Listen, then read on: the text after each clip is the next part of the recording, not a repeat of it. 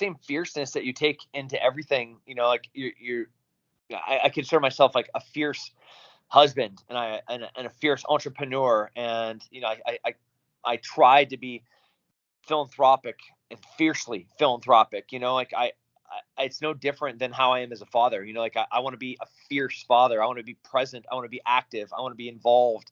I want to be on the sidelines of every game. I want to be, coaching. I want to be, I want to hear the first words that come out of that mouth of that little girl is daddy the moment she sees me, not anything else. Like, not that I have to be the center of their worlds, but I definitely want to make sure that if I need to be the center of their world and that's what they want, that I'm there. What's doing, everybody? I'm Alec Lace. Thank you for watching First Class Fatherhood. Today I have the absolute honor of welcoming back a true American hero to the podcast. Green Beret sniper Tim Kennedy joins me on First Class Fatherhood. Tim Kennedy is also a former professional UFC fighter. He is also a very successful entrepreneur. He is also a best-selling author of a new book, Scars and Stripes, which is available right now. The link to his book is down there in the description below. Also down there is the link to my new book, First Class Fatherhood, Advice and Wisdom from High-Profile Dads. You can really knock out your Father's Day shopping list just by going down there in the description below. While you're down there, smack the subscribe button, tap the like, and let's jump into it right now with American hero, Green Beret, Tim Kennedy on First Class Fatherhood. Joining me now, First Class Father, Tim Kennedy. Welcome back to First Class Fatherhood. Dude, my pleasure. Thanks for having me. All right, let's get an update there. I believe 4 kids. I don't know if you had any since the last time we spoke, but how old are the kids now and how are they doing? All right, so I got a sophomore in college, a freshman that's looking at going to the Air Force. They're both killing it. My little ones, I have a 7-year-old and a 2-year-old. 7-year-old just pretty much won every single award that could be won as in the lacrosse league. Most passes, most assists, most goals scored. So I'm pretty proud of him on the athletic side, and he's just killing it. His Spanish is perfect. He's absolutely like Spanish speaker. So it's pretty cool. When I get back on my next foreign trip, I think I'm going to take them down to South America for a little bit so he can hablar with some of his people. And then the 2-year-old is a monster. Wow, very cool, Tim. And I know you got the new book, Scars and Stripes. We're going to jump into that in just a second here. But I know, listen, obviously, at Green Beret, you've been on the front lines fighting for this country. We've heard the front line move to the medical centers last year with the COVID pandemic. I would argue that right now the front line seems to be at the school boards across the country right now with what's going on with our parents. I mean, it's a scary time for parents right now in this country. So I just kind of wanted to get your take. I know you started the school down in Texas there. What's your take on what's going on? Because I have 4 kids myself, and what's happening right now is kind of scary across this country. What's your take on everything going on with the kids right now? Yeah, so my babies are never going to set foot a day into public school. I think they have left the reservation. I don't think that they have had the students' best interests in mind for a long time. And parents have been too busy and too complacent and too concerned about COVID or masks or vaccines to be paying attention to what has happened in the school boards. And those school boards care about one thing, and it's not your children. So until parents wake up, until parents start, doing marches for school choice, other options, making sure that parents have a say in how a child is educated. But right now, it's just, complacency kills, and unfortunately, it's been killing our education system. Yeah, it's kind of frightening. We're fortunate and blessed. I've made some sacrifices. My kids are going into Catholic school. So they're not, I mean, here in New Jersey where I am, they just installed where they're going to start teaching kids in the fall about sexual orientation as young as 1st and 2nd grade. So it's just gotten really, kind of out of whack. And the other thing, just because as we're speaking today, this new Ministry of Truth just got abandoned. They just put a pause and a cancel on this entire thing that they were doing. But free speech has been something else that's been really under attack here. I just did an interview with Dinesh D'Souza. They pulled it down off YouTube, pulled it down off TikTok. I mean, it's like they're controlling what we're allowed to say. And when we speak about some of these issues, we're really getting under attack, especially parents that show up at school boards. They're getting called domestic terrorists. So, I mean, you're a guy that's laid it on the line for us here. What is your take on the free speech getting quieted by so many people as well? And how do we fight back against that? You have to be brave and courageous. I'm not asking that people jump on top of a grenade that rolls into their foxhole. But I'm asking you to go to your school board meeting. I'm asking you to go to your PTA meeting. I'm asking you to start running for office. I'm asking you to start running for that school board position. Because if you don't, somebody else that does not care about your child is going to run for that position, and they want power, they want to control, and they want to push a narrative that is not the best thing for your child. Nothing should be happening in a school besides educating. There should be no propaganda. There should be no ulterior motives. There should only be, I'm here to educate. I want to create critical thinkers. And we are so far from that right now that we're at a dangerous precipice that parents either need to start getting involved and start fighting. I mean, like tooth and nail at every single school board meeting. They need to be there. They need to be making a ruckus. They need to be making sure that their child matters. Yeah, right on with that, Tim. Well said. And bringing it into you as a dad here, obviously you put yourself in some dangerous situations all throughout your life. We're going to you cover a lot of that in your book. You seem to thrive in that area. But what is it like? Does that transition to you as a dad when you watch your kids go through sort of dangerous situations, have to go through failures? Does that kind of carry over? Is that something you can instill into your kids, like how to respond into these dangerous situations and overcoming failure? What's that like for you as a dad? Man, I think the same fierceness that you take into everything, like I consider myself like a fierce husband and a fierce entrepreneur. And, I tried to be philanthropic and fiercely philanthropic, it's no different than how I am as a father. I want to be a fierce father. I want to be present. I want to be active. I want to be involved.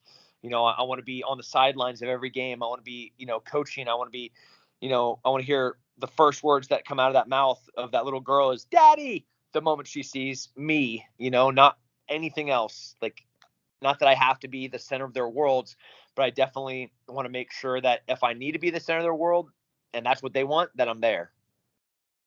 Very cool. Would you be comfortable with your older kids, I guess, or would you be comfortable with them reading your new book that's out now? Or when would you want your little ones? What age would you say they'd have to be before they could take a peek at it? I mean, that is an adult book. There's foul language when I was in the military. There are coming of age decisions, when I was a young man making bad decisions. And it's all in there. It's all very visible. It's all very transparent. My daughters had lots of questions, and it created great opportunities for Socratic discussions. Some of them were uncomfortable, but that's the cool thing about having critical thinkers for young women as my children, because we can have real conversations. I have such respect for them as like young humans now that I love their perspective. Very cool. And then jump into two parts here, I guess, about the book is what made you decide to write this book, and did in writing the book and you traveling back throughout your life, was it challenging for you at certain points? Was it emotional? What was the experience like for you to go back and kind of relive it all? And who is the book for?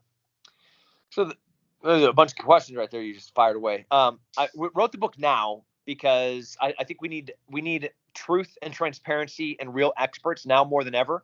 In an era of propaganda and the ministry of truth and censorship and everyone pretending that there's something, they're curating and editorializing their Instagram feeds and their TikTok and their Snapchats. It's all fake, right? It's all lies. It's all smoke and mirrors.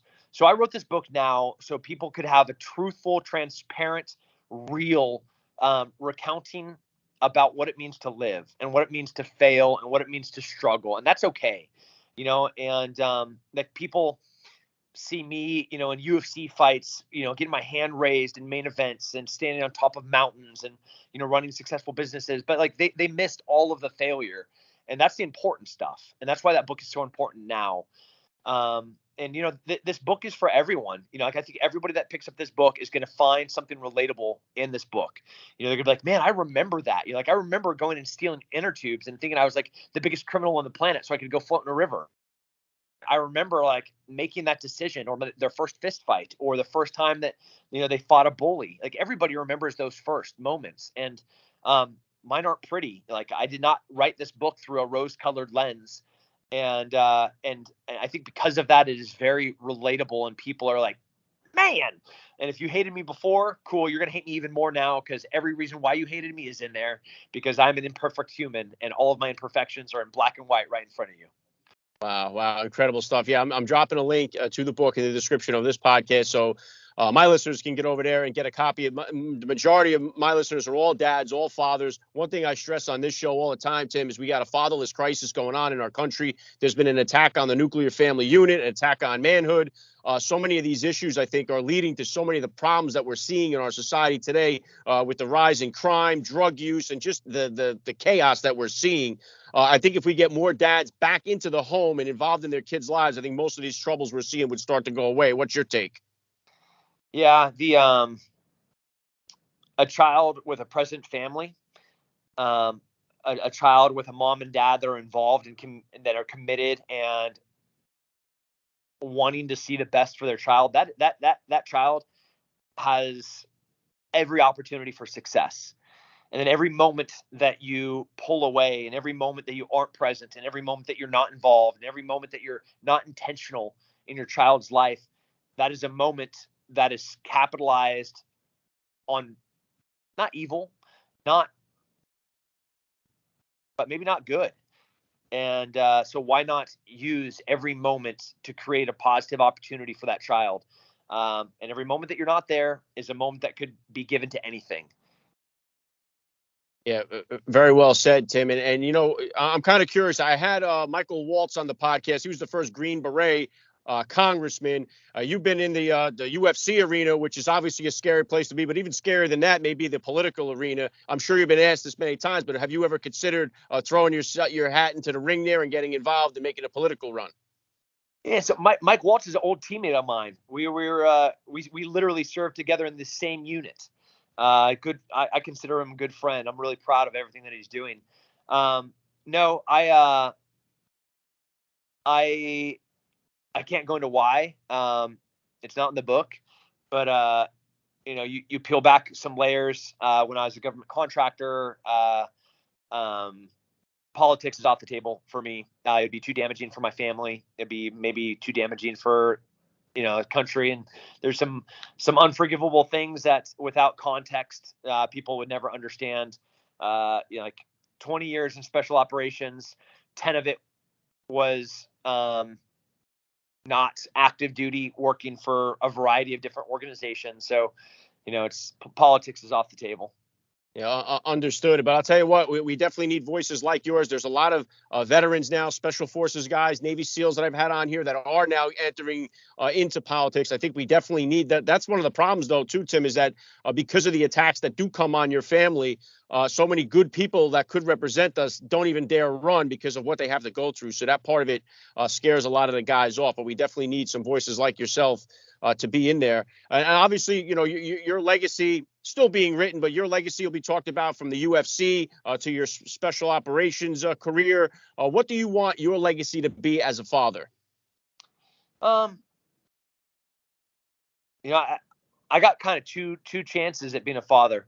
My big girls, I missed the first 10 years of their life because I was at war. And, thankfully they have amazing moms that were very, very present and were very, very committed and compensated for my lack of interaction and involvement.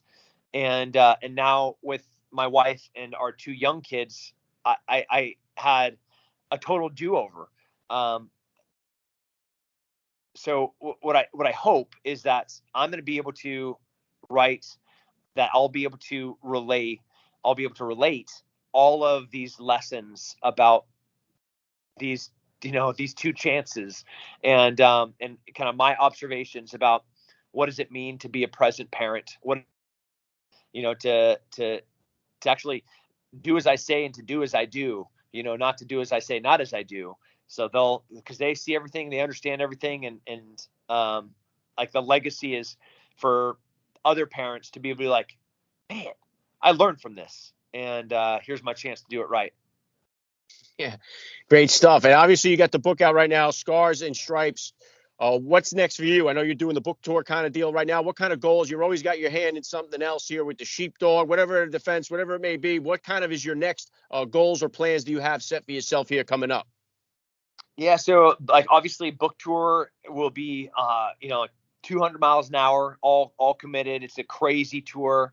And then after the book tour, we'll be dropping into, Ukraine's happening right now. The nonprofit that I work with, Save Our Allies, is in Ukraine, and I have work in and around that area supporting that effort. So I know I have to go overseas shortly to go help and support that. Um, and everything else is ensuring that as many people get their hands on this book as I possibly can get. So people can hopefully learn from my. Yeah. Oh, I lost you for 1 second there. I got you. Yeah, I got you loud and clear. Okay. Yeah. All right. All right. Yeah. Very well said, Tim. Last thing I want to hit you with here. I love to ask all the dads that I get on the podcast. What type of advice do you have for that new dad or for that about to be father who's out there listening? Fearless. Be fearless. I holding that baby for the first time, it's going to feel surreal. It's going to feel unreal. It's going to be so frightening. And, courage and bravery, everybody's scared, but courage and bravery is still doing something even when you are scared.